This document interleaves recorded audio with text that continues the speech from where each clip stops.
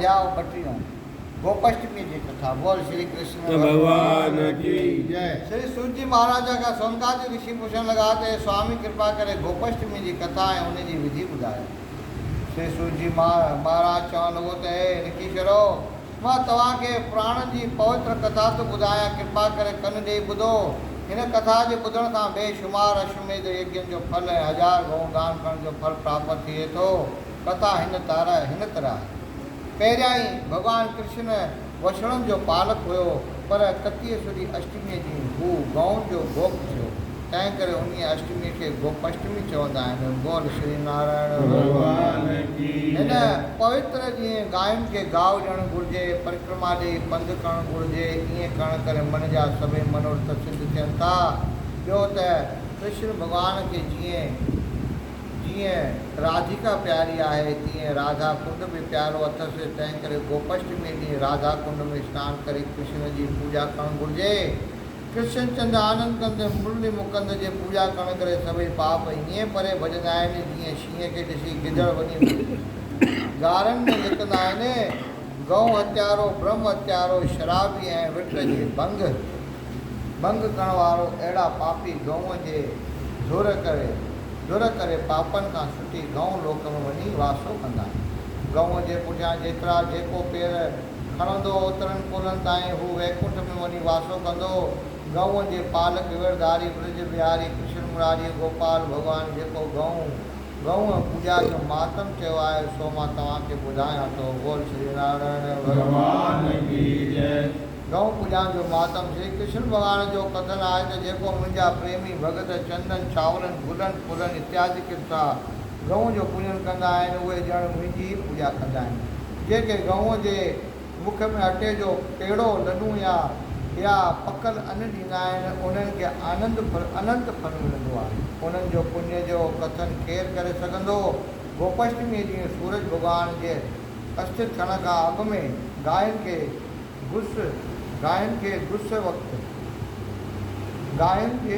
गायनि जे गुस वक़्तु शहर जे ॿाहिरां गुलाब, राबेल, चमेली, मोती ऐं ॿियनि तरह तरह जे गुलनि जी मालाऊं ठाराए अटे जा पेड़ा लॾूं पकवान गायुनि खे खाराइण खाराइजनि। कुंगुअ चंदन ऐं चांवरनि सां जी पूजा करे छो त गोपाष्टमीअ समान ॿी का बि तिथि भॻवान खे प्यारी न आहे। गोपाष्टमीअ ॾींहुं गऊं जो पूजन करण सां सभिनीनि दाननि ऐं तीर्थनि जो फल मिले थो। बोल श्री कृष्ण भगवान की जय। गऊ मंत्र पढ़ी पहिरां ई गऊं जा चरण धोई धोअण घुरिजनि।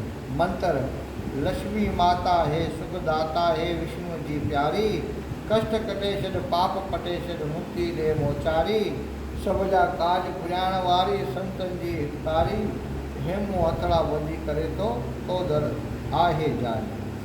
इहो मंत्र पढ़ी गऊं जा चरण कमल धोई ऐं गऊ माता जे अॻियां ॿई हथड़ा ॿधी हिन तरह वेनती करे हे माता तुंहिंजे लाइ चंदन धूप ऐं ॿिया ख़ुशबूदार पदार्थ कुंग वग़ैरह आंदा अथमि गुलनि जूं ख़ुशबूदार मालाऊं ठहिरायूं अथमि सो त तूं ग्रहण कर।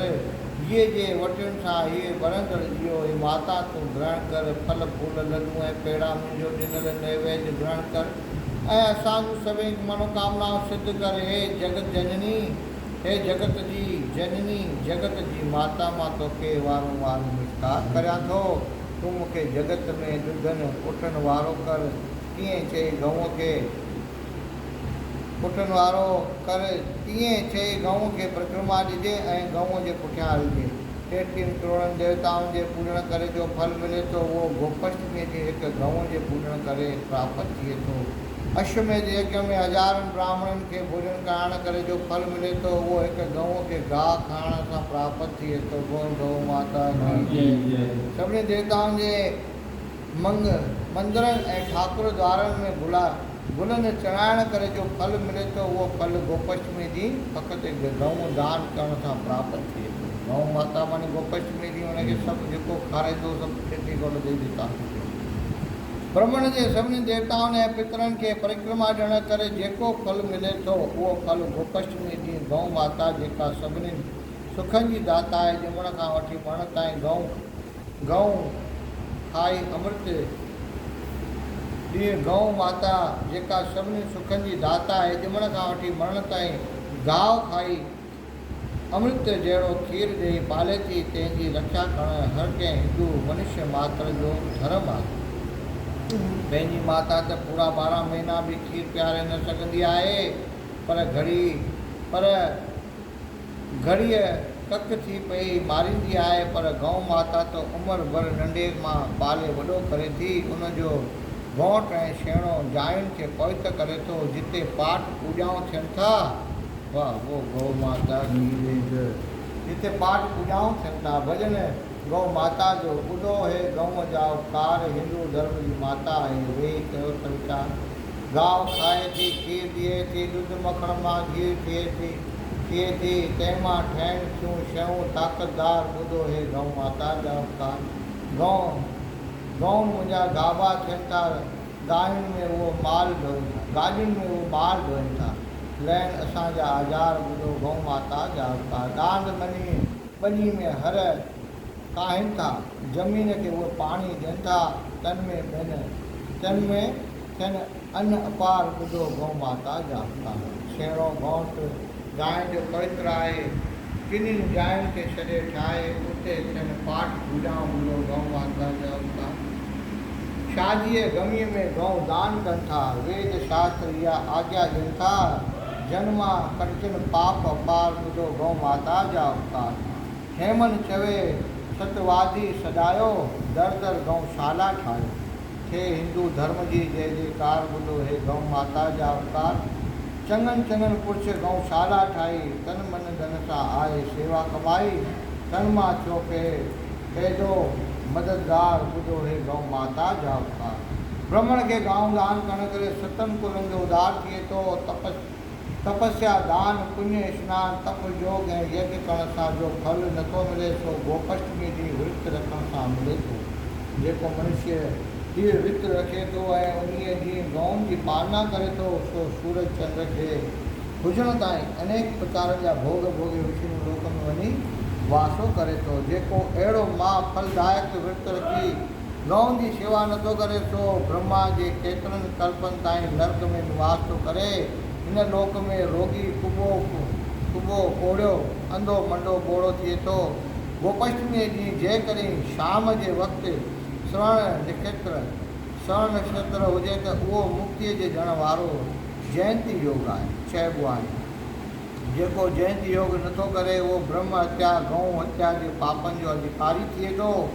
जेको गोपाष्टमी ॾींहुं विर्त रखी गऊं जी शेवा नथो करे, उहो सर्प जी जूण पाए थो। उन्हीअ ॼण त गॾह कांव हिल भाॼ ऐं माण्हूअ जो मांस खाधो।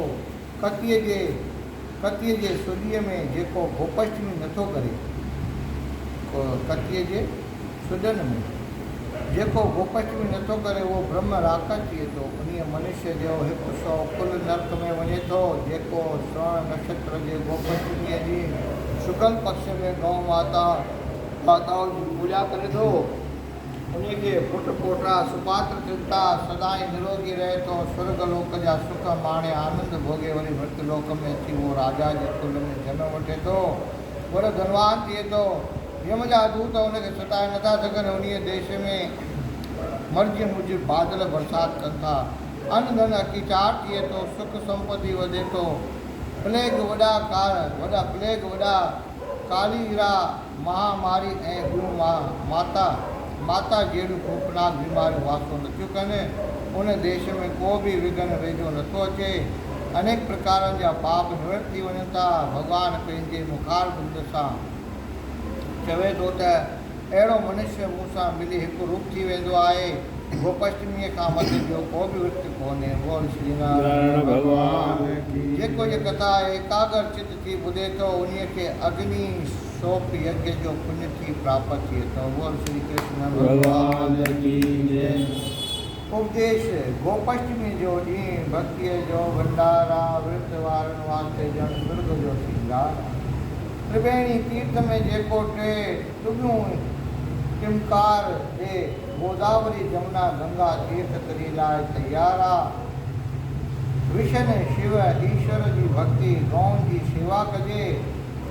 विशंसियल ईश्वर जी भक्ति गौन जी सेवा करिए दुख दर्द तुंहिंजो थिए तपे जो संत सेवादार रिद्धि सिद्धि ऐं निर्निधि कंहिं पुरुष खे छो न मिले तन मन धन सां हरिय जो पुरुष पूजादार आहे दया धीरज धर्म दिल में हो त हरदम धारियाई जो किसो सब कूड़ थी हिकिड़ो सचो करतार आहे वो श्री कृष्ण भगवान की पदाम प्राण माता मातम गोपाष्टमी जे बाबत 32 अध्याय संपूर्ण थियो। वो श्री कृष्ण भगवान की